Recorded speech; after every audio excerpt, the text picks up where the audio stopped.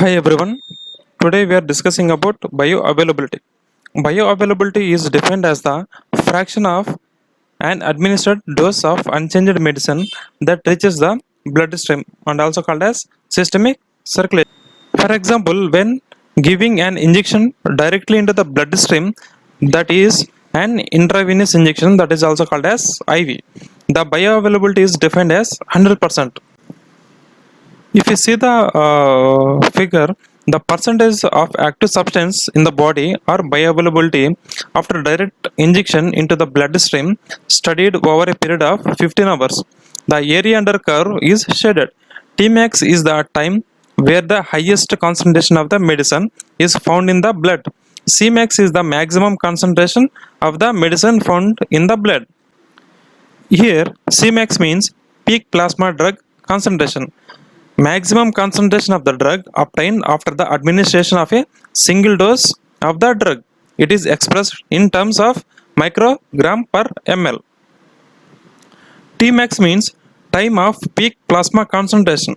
Time required to achieve peak concentration of the drug after administration. It gives indication of the rate of absorption and it's expressed in terms of hours or minutes. Upon the injection, an active substance reaches the target site after a complex journey in the bloodstream. When evaluating bioavailability, blood samples are collected and the concentration of the active substance in the blood or systemic circulation is determined. Thus, bioavailability will be 100% directly after injection, as the active substance is administered directly into the blood. This is exactly what you see on the y-axis, the figure above intravenous bioavailability.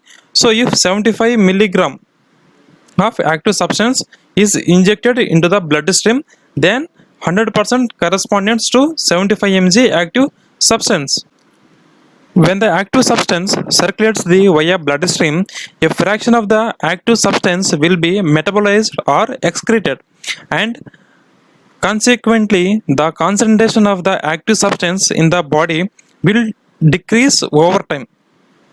The bioavailability profile is evaluated and compared to other medicines by looking at the area under the curve, which represents the total exposure to an active substance that the body receives. The time where the highest concentration of the active substance is found in the blood is called Tmax, and the maximum concentration of the active substance found in the bloodstream is called Cmax. Again, I repeated, the time where the highest concentration of the active substance is found in the blood is called Tmax, and the maximum concentration of the active substance found in the bloodstream is called Cmax. If the same active substance shown in the figure is given via another route, such as in a tablet given orally by mouth, the bioavailability is lower than 100%. In this oral bioavailability, the percentage of active substance after a tablet is swallowed. Studied over the period of 15 hours, the area under the curve is shaded and represents the total amount of the active substance which was the bloodstream over the period studied. Tmax is the time where the highest concentration of the medicine is found in the bloodstream, whereas Cmax is the maximum concentration of the medicine found in the bloodstream. Next, we are checking in oral bioavailability. The percentage of active substance after tablet is swallowed. Studied over 15 hours, the AUC is shaded, and Tmax is the time where is the highest concentration of the medicine is found in the bloodstream, whereas Cmax is the maximum concentration of the medicines found in the bloodstream. The lower bioavailability of the oral route compared intravenous injection is explained. The figure we are seeing in this below, oral versus intravenous bioavailability.